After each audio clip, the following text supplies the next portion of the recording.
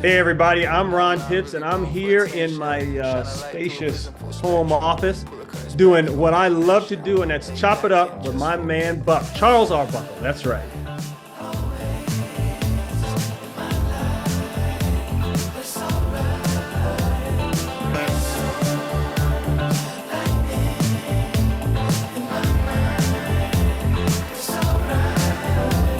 All right, I got my man Ron Pitts on the show this week. We're on Chopping It Up with Buck. We have been trying to do this for a while. I saw him a few weeks ago when we were out at Terry Donahue's statue dedication, which was a great day. Ended up they won the game that week and haven't had much success since then, but we'll get into that later. But Ron, man, it's good to have you on. We've been talking the last few weeks, and I said let's do it in this forum. Right. No, this is great, man. This is a new way we communicate these days, right? Through Zoom and phones and all this stuff. So yeah, I'm here, man. Well, the interesting thing, you were ahead of me at UCLA. You would come back and work out, and I got to know you and a bunch of the other old heads, like I like to call y'all. But I think the biggest thing is, your ability to play the game, and then you transition into the broadcasting world. But I got to talk about your dad, man. I don't think enough people know, the greatness of Elijah Pitts. Man, yeah, I've been submersed in this thing since I can remember. I was born October 14th, and they told him right in the middle of pregame meal in Minnesota that he had a son. So there you go, right? You can't. And as long as I can remember, Buck, I've been in this thing literally. I can remember going to training camp with Dad, with my mom, watching him practice. And then, as he transitioned out of playing into coaching, going to training camp with him then, being a ball boy at camp when he was out here with the Rams coaching, and then went back to Buffalo. And then, so yeah, man, it's been one of those deals where I'm in it. I'm born and raised in it. And, football is kind of been my life. NFL football, I should say. Yeah. Well, when you were doing that, I always ask people, when was it that you knew you wanted to play this game, or you wanted to be around the game more than just being a ball boy? When did that light bulb moment come on for you? Wow. I think it was, it was at an early age, Buck. It was when he was playing with the Packers, and I was, 4 or 5 years old. And I just always remember wanting to play football, play professional football, and I got a picture over here of my dad and I at one of the Packers training camps. This is probably like 69, 68, 69. No, maybe, 68, 69, maybe 70. And, I got his helmet on, and, I'm taking a knee trying to look tough because he's taking the knee looking tough. And, so from that point on, dude, I'm on the fast track, right? I remember talking to Vince Lombardi and Bart Starr and just these icons. Yeah. And at the time, it just felt like, oh, this is not natural. Everybody has an Uncle Vince Lombardi or Uncle Bart, as we call the grown-ups then. But yeah, man, that was just the way it was. Yeah.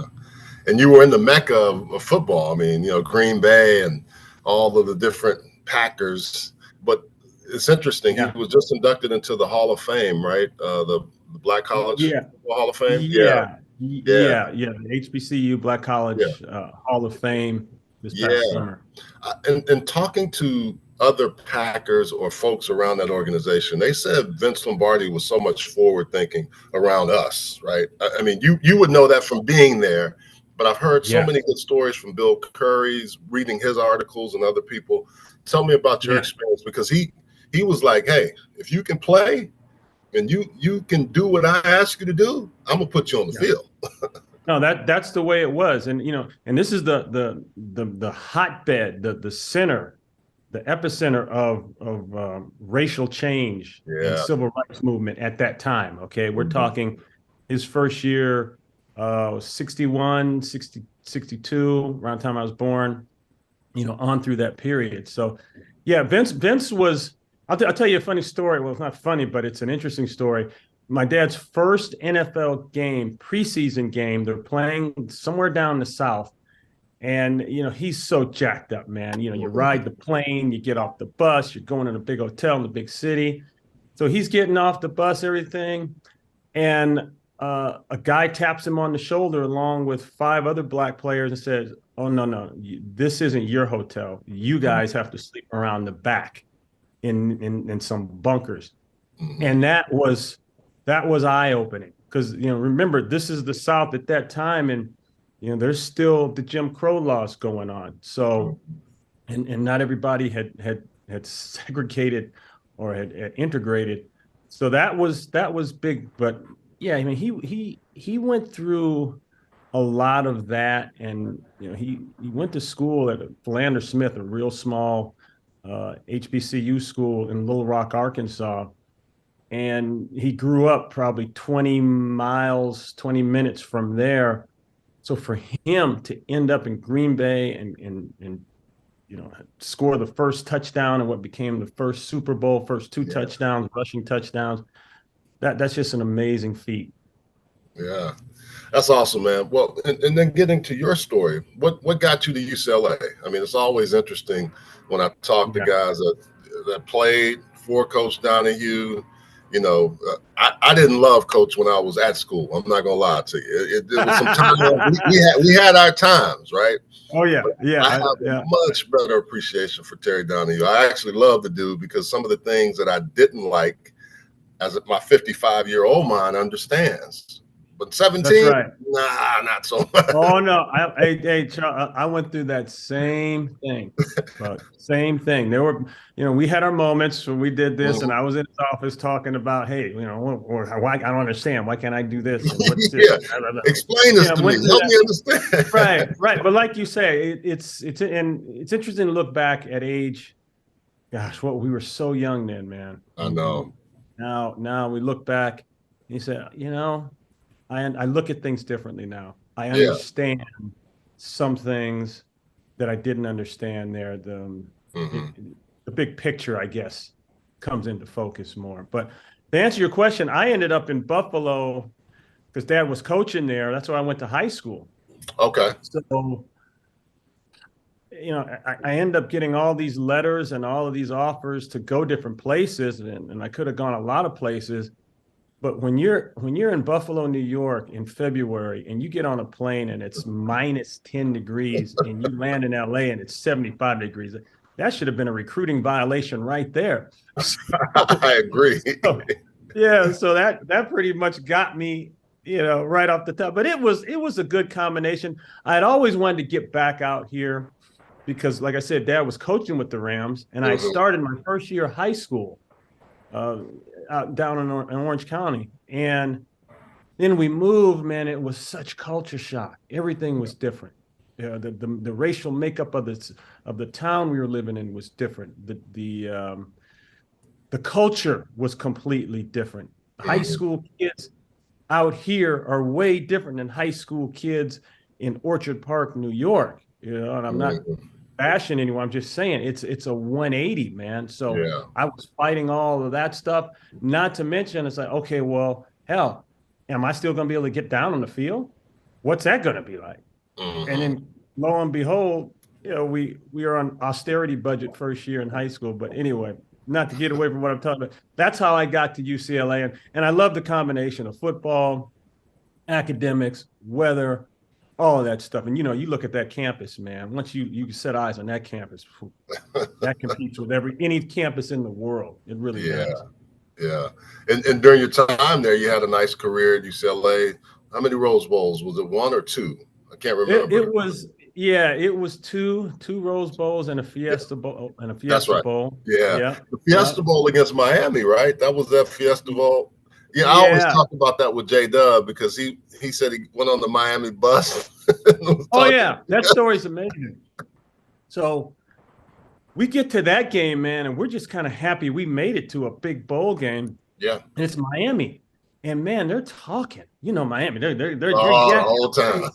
Yeah. Right. But what they didn't realize is that they knew they were hood, okay? Yeah. But they didn't know we had just as many hood rats in our team. Okay. We were gang too. So it got like that. I And got that's what made J Dub get on the bus because he got tired of these, yeah. everybody talking this stuff about this and that. So he got on the bus and said, "Hey, I just want everybody right now to know if anybody wants some of this, we can do it right now. I dare anybody to stand up. Love them." Woo! Now Jimmy Johnson is on that bus. That's what I heard. Yeah. Jimmy Johnson is on that bus, and no one got up from his team. J Dub got off. And Jimmy said, "Well, I don't know who that was, but I'm gonna find out because I want that sucker on my team." And guess what? He got him and about 6 other Bruins, and they won three Super Bowls. Yeah. Exactly. So I always have to ask, man, since you got to play with Don, who was such a, I mean, his story. I always tell people, you just have to know. I've been able to watch film. I've never seen a safety, and we had Ken Easley, we've had Eric Turner. I've seen a lot of guys that can hit. Yeah. He did not get to practice, right? What was the deal with him? Because he was so violent in how he could hit. I mean, 6'3", 230, and just could run. And I mean, I have heard stories about just him destroying people. Don Juan. Yeah, Don was my mentor. Okay. He was, because when I got to UCLA, I think I was fighting a lot of stuff, man. I was fighting, homesick. I wasn't playing right away. A lot of things were going through my head. And Don took me under his wing. Don made me understand, listen, man, it's going to be me and you one day starting here. And sure enough, it was my last year, or his last year, my junior year, when we went to the Rose Bowl, we were starting. But he's just a big-time hitter. You're talking 6'3" and a half. He was all a 230 plus. Okay. You remember Full Rock, David Fulcher? Yeah. Guys like that, were heavy guys, big guys back there. That was that era where they said, "Oh, let's take the biggest safety or linebacker, lightest linebacker we have, and make him a safety and get the run game buttoned up better." That's what that was really for. Remember, passing games hadn't evolved then like they are now. Three wides, 4 wides. Now, people only went into that when they got desperate and had to move the ball, with the exception of a couple teams like BYU and people like Miami, and some teams were doing that. But he was a big time hitter, man. He hit Anthony Carter. We went into Michigan and actually beat Michigan in Michigan, and they ran a bang 8 with Anthony Carter.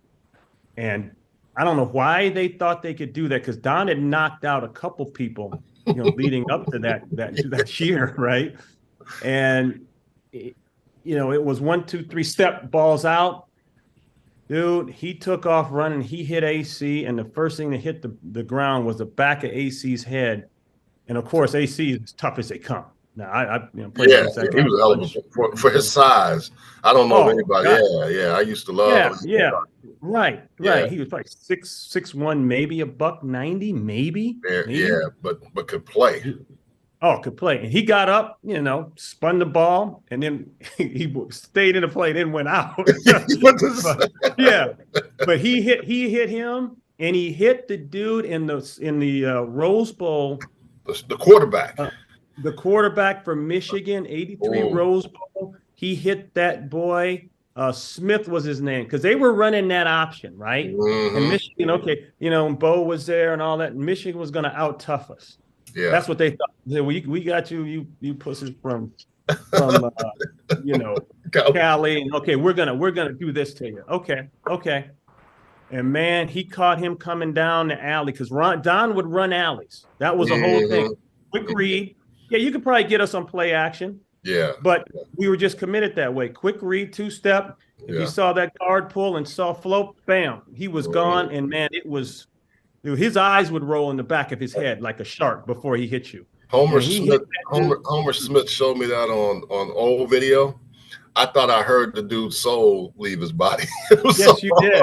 You did. No, we played BYU once. This is when they had Steve Young. They had a big time tight end named Gordon Hudson. You know who that I is. remember him. Yeah. Yep. They had some players there, and they said, okay, we're going to just throw the ball to Gordon Hudson. And we said, okay, we're going to play zone, and we're just going to hit you every time you catch it. We're not going to try to go man because they were pretty good. And Steve was worried about Steve running. So we'll see how they feel in the third quarter. I think Gordon Hudson caught 15 balls. Crazy amount. But he never really played football again. He couldn't even play in the Hula Bowl because he had broken his rib and something else. And Don hit him one time. Dude, it felt like I could feel the ground shake. The impact of the hit. It was like he hit that dude in HD, you know? Wow. He hit him in mono. He hit him in HD, and it just like, poof, like, oh man. But you know what that did? That kept people out of the middle of the field. That's when the middle of the field was holy ground. All right, game's different now. But back then, at all costs, no one ran through the middle of your field. Wow. And now, you know, so that's how the position played. And when James came along, they made a mistake with James. See, James was actually the new age of safety / corners. Yes. James had great feet, incredible feet. And what they should have done is put James closer to the line, maybe at strong, where he could do a little covering and then get in the tackling part because he wanted to hit all the time. Yeah. So, but made him almost like James would, to my mind, James would have been a better like the Honey Badger. Because that's exactly right. Yeah. I mean, if you use that's exactly James. And Dallas did that when he played for the Cowboys. Remember, they did a lot of that with him, and that's why he would get interceptions. He was always around the ball.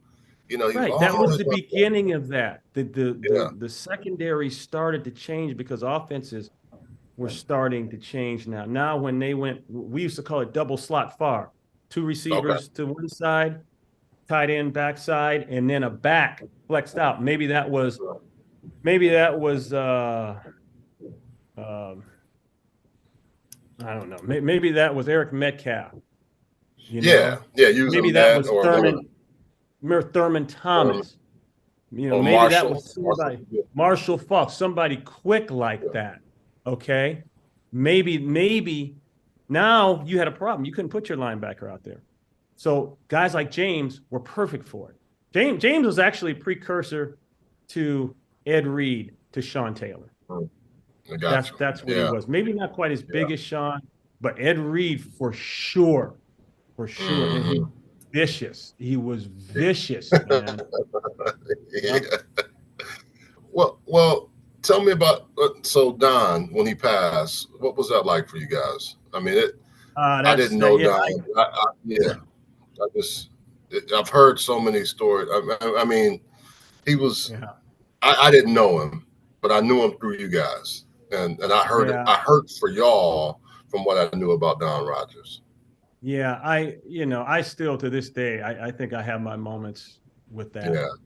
Especially, we go out to the Rose Bowl and drive by the stadium, and you don't play with someone that long and win those type of games and then not have that feeling. So I didn't like the way the school handled his passing. Because of the way he passed, they felt like it was a PR problem. And so they took that route and took all of his stuff out of the athletic department, all of his awards, his pictures, his stuff. And I believe they've since put some things back. I don't know for sure, but that bothered me. That bothered me for a long time, because that what he did on the field, and then what happened, which was a complete accident, should never have been married and related at all like that. So, anyways, he was a great role model, great person, great role model, Buck, and an unbelievable teammate. I mean, everything about him was about winning and team and you and us. If we saw a dude had a problem Oh, no, no, no. He would go take care of that dude. And it didn't matter what color you were, black, white, whatever. It didn't matter. It was all us. I think one time we had dudes, we had this thing my freshman year. This bus was black. This Mm-hmm. bus was white. Okay. And I think one time he got on the bus, he said, hold up, no, no, no, no, no. He'd get on the white bus and sit right with the offensive lineman. And he encouraged everyone else. Man, Yeah. that's a game changer right there. Well, I have to say, you were in the broadcasting game, and I started talking to you and Dick Vermeil and all those other guys that came out of UCLA, Randy Cross. But not only were you an analyst, you also became a play-by-play. I mean, you did both. That was very uncommon for former athletes. Pat Summerall may have been one. There's a couple other people, but you're one of the few that were able to do both. Tell us a little bit about that, man.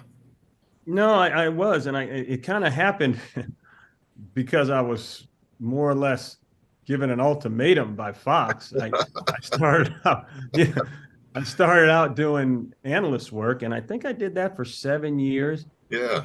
But the gravity of the situation, and this, is as a former player doing TV as strictly an analyst, your time window is only so long because there's another ex-player coming out. Mm-hmm. And most likely he's going to have higher credentials, be a bigger star, what have you. But that's kind of how that situation works. So they said, listen, we like you in the booth, blah, blah, blah, but we want to put you down the sideline. So I went down the sidelines for a couple of years, and did a couple Super Bowls with the Madden crew, and that was good. But I always wanted to get back in the booth because I felt like I just belonged there. Yeah. And I said, well, how can I get back in the booth? And they said, well, we haven't had anybody, a former player do play-by-play in a long time. Maybe there's some play-by-play openings. And I didn't know anything about play-by-play. Yeah. So, outside of working with my guys. So I said, okay. So I go over to NFL Europe. Remember the time we were doing NFL Europe, and I did play-by-play for, I did 2 stints over there. I don't know how many games the first time, came back and they gave me a couple games. And the second time I went over, it all clicked. And it just felt natural, and I got it. And I could interject my football analyst side of it, and then go back to play-by-play. So I was kind of compartmentalizing and wearing 2 hats and throwing a little of that out there, throwing a little of that, and at the same time not getting in the way of my partner, podcast partner, not stealing his air, because I knew how important that was. And that's how it started.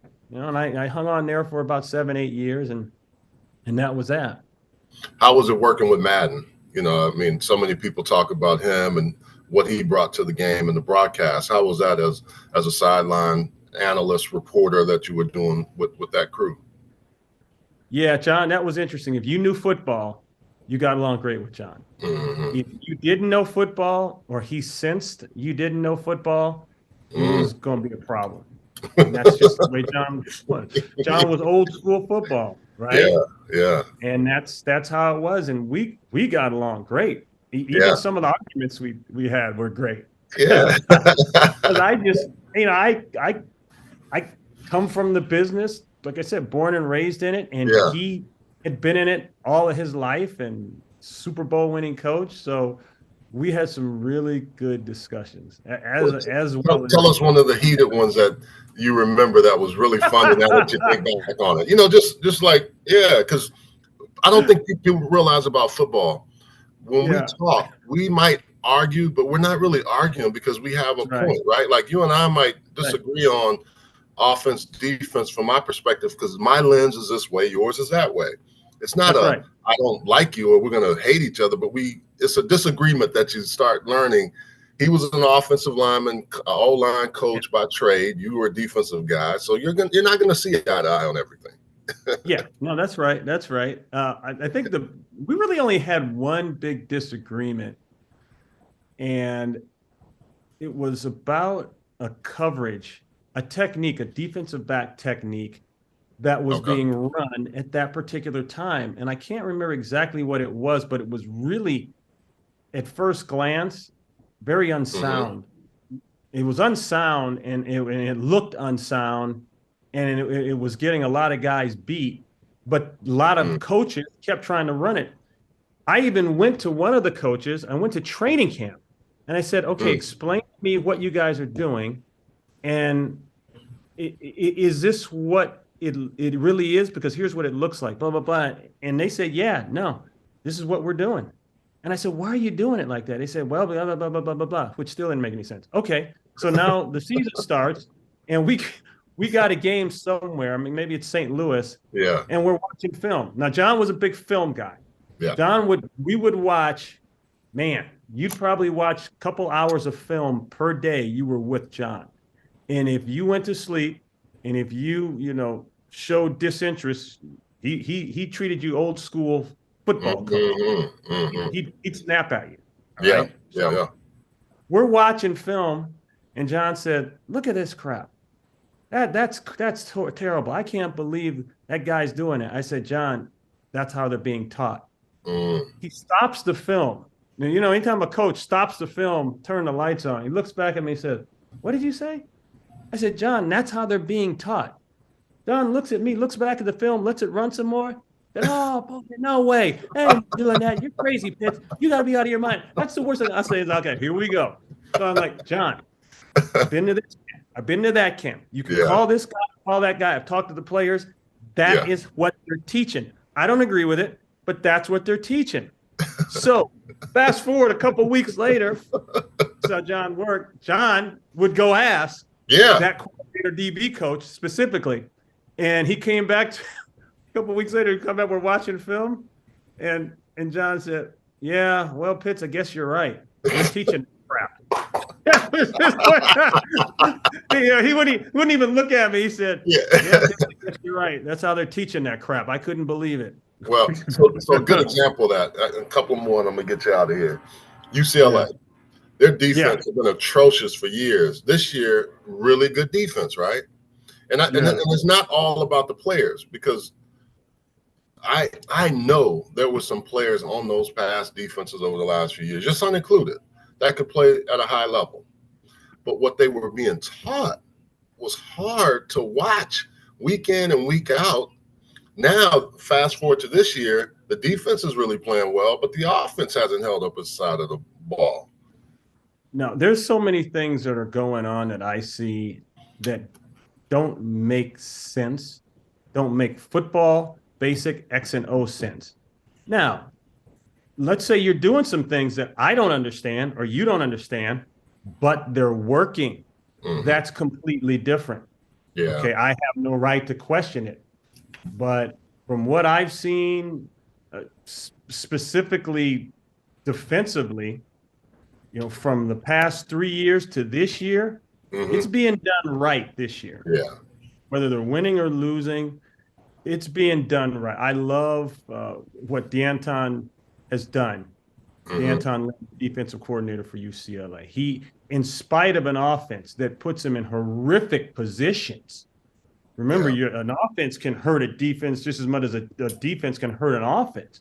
True. So I think it's an amazing job he's done. And, you got guys like Latu out there who are going to be first-round picks, and a couple other guys that are really good players. I see some good length in the secondary, things like that. There's things I would tweak, and like to see differently. But all in all, that's trending in the right direction. So I have no idea what the thinking was early in the year with the young quarterback. I like the kid, and I'm not blaming the kid either. No, that young man is 18 years old. I couldn't have lined up and started. I don't think in any position when I was a freshman. I don't think I could have. But you still don't throw someone out there like he was thrown out there without more support in terms of game planning, run game, a lot of different things. You just don't do it. And the two games, the Utah game, I didn't like the way that went down, and the Oregon State game. And we, at our age, I guess we sit there and we can look at things pre-snap and say, "Uh-oh, that's trouble." And then it happens. So all I'm going to say is, if I can see that from a TV, then someone at the stadium, Yeah, someone on the staff has to be able to see that, and that's where I think the ball was dropped. I agree. Well, looking behind you, man, you got a lot of stuff on the shelf. What is it that you're most proud of, or a couple of things that you got balls, helmets, Yeah, I got some pictures? junk up here. Yeah, I yeah. I really do, mean, man. good. What is it? What's one of your most proud moments, or things that you have mementos behind you that you always kind of look at when you walk in that office?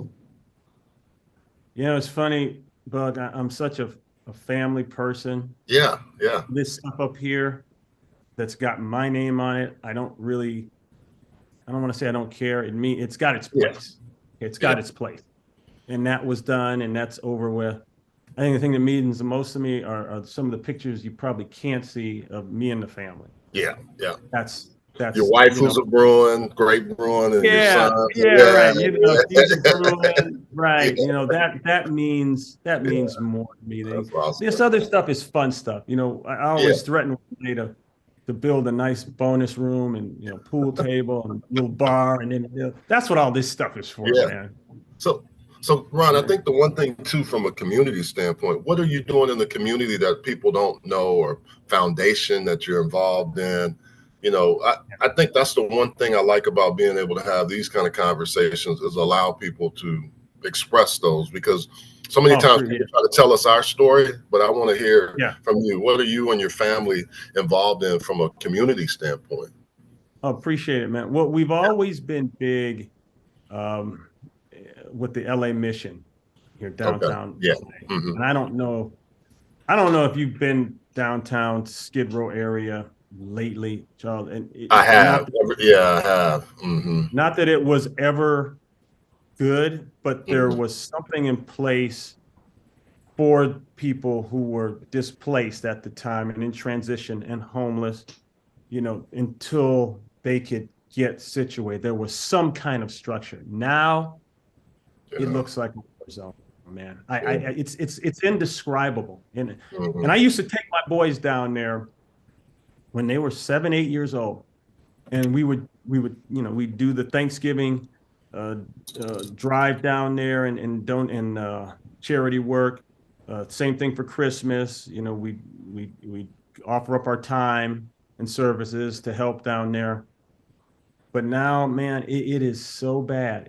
I can't even describe it. And Mm. so, I'm still doing some things there. I'm always rounding up, whether it's supplies, clothes, money, to Yep. help that situation. And I know I'm talking about a much bigger picture Hmm. of the situation than just what I can give. And the next thing in relation to that is a group called Chrysalis, and Okay. Chrysalis, and they're a foundation that's heavily supported, very well resourced. Some good money, LA money, going into it, and they don't just say, "Okay, here we're gonna give you a check," or "Here we're gonna um, give you a bunch of clothes, and you figure out what to do with them." We make people job interview ready, and that's what I love about it. So we'll give, let's say a young woman is trying to get back on her feet, and maybe she's got a child and they're homeless. Not only do they put them in a shelter or a home situation, now she's given clothes, Mhm. interview clothes, work Yeah. business clothes. There's help with resume. There's help Mm. putting together all of those things. So now this person can transition back into the workforce and not just be comfortable for a few months or a few weeks. Mm. You see, yeah, that's been big. And there's different fundraisers, like they're pretty much every quarter. I just got one the other day, and that's been big. I took my son to one, my oldest son to one a couple months ago, just so he could see that. It was always important for me to show them, hey, we may be living this way, but there's Mhm. other people that aren't.